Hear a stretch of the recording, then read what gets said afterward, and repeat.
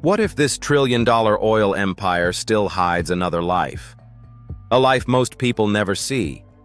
Across the highlands, old homes still protect family customs and local colors. On remote slopes, villages keep farming traditions alive where modern roads arrive slowly. In old markets, honey, herbs, and handmade cloth still carry the old tribal memory. Oil changed the skyline, but it did not erase these villages. Join us now and enter the hidden village life behind Saudi Arabia's oil empire.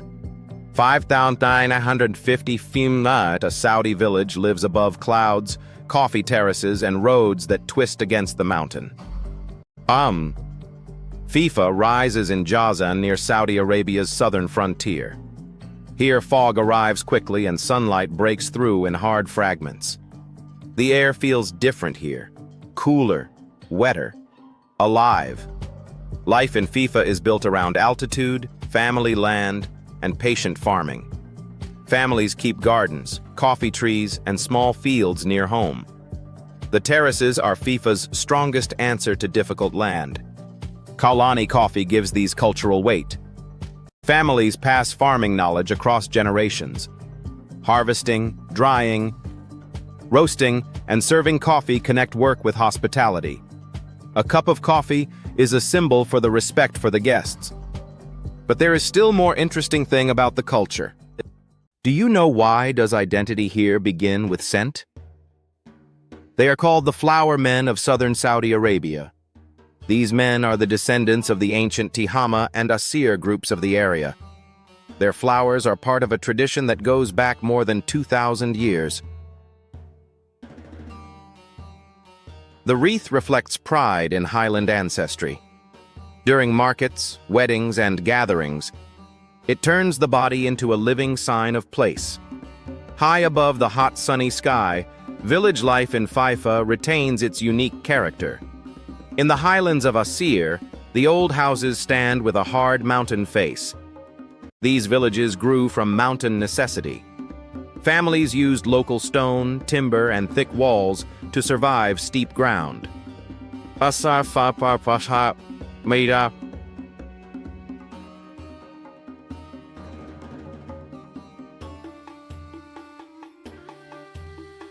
Windows stayed small.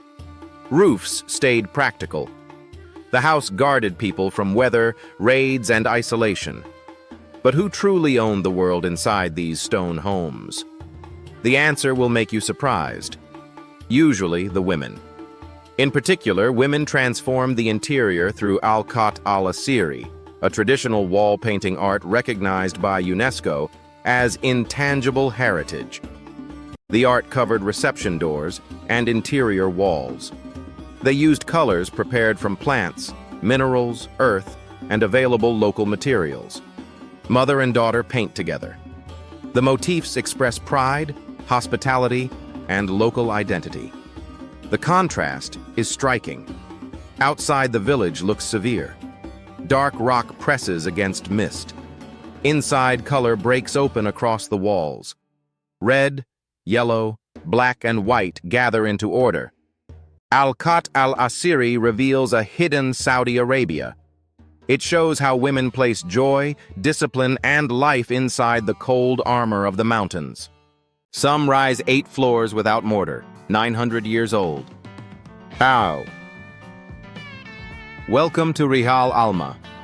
The village stands in southwest Saudi Arabia, west of Abha, where mountains fall toward the Red Sea. For centuries, this valley served as a trade corridor between Yemen, the Levant, Mecca, and Medina. Its buildings look severe from below. The towers rise close together, giving the village a defensive weight. The old builders understood stone. They laid dark blocks one over another, floor after floor, without modern cement. Weight, angle, and patient fitting held the walls in place. The structures could reach 8 levels. Each tower became a home, storehouse, lookout, and statement of survival. Inside, walls carry Al-Qarah patterns linking the village to Asir's wider interior art. In the center of the village is a museum called the Rijal Alma Heritage Museum, housed in the Alwan Palace. The museum displays over 2,000 unique artifacts and documents from the village. Here, commerce does not erase identity. It keeps identity moving, speaking, and returning every week. Tuesday. Market stands in the heart of Abha, inside Saudi Arabia's Asir highlands.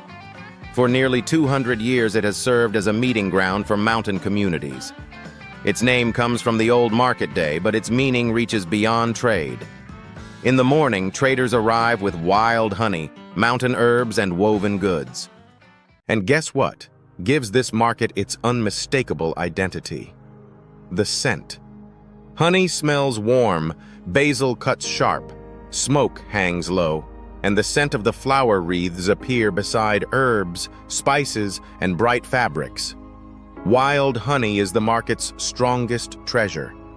It comes from highland valleys, where bees feed on mountain flowers and herbs.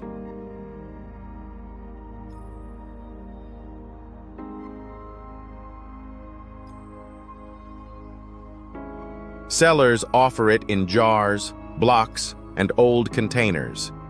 Each bite brings a unique flavor, whether it's floral, smoky, or delightfully herbal. Flower garlands are the market's other visible signature. They are made with basil, marigold, jasmine, and other fragrant plants. In the crowd, the flowers turn the market into a moving highland portrait. When it comes to food, nothing warms the heart quite like a sida. This soft wheat dish is often enjoyed with honey, dates, or broth, making it simple yet incredibly satisfying. Perfect for embracing the spirit of mountain hospitality. And let's not forget about hanith. The meat is slow cooked until it's melt-in-your-mouth tender and served with rice, filling the air with a delightful smoky aroma.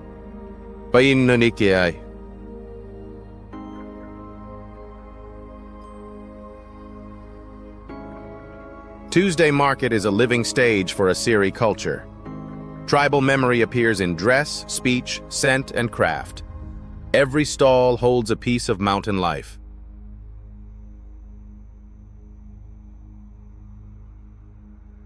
From the bright Assyrian wedding dress, the journey turns into a town of dust, gates, and locked silence.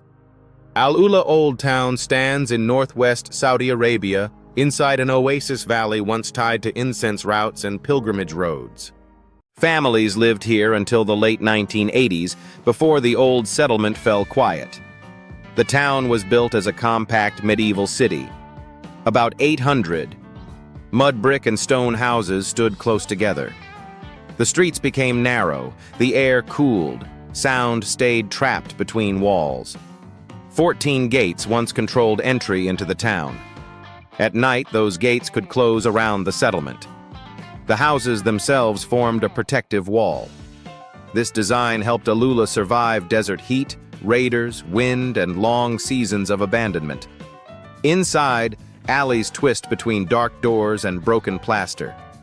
Small windows watch the passage below. Roof beams of palm wood still hold the mark of family life.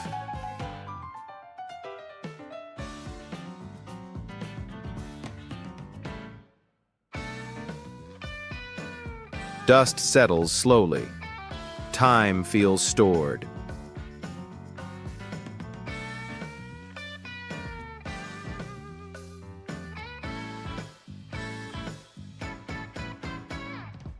This is Al-Ula's power. It is a living fossil of Arabian urban life, though its residents have gone. Located in northwest Saudi Arabia between Al-Ula and Medina, Kaybar is an ancient oasis that thrives amid black volcanic fields.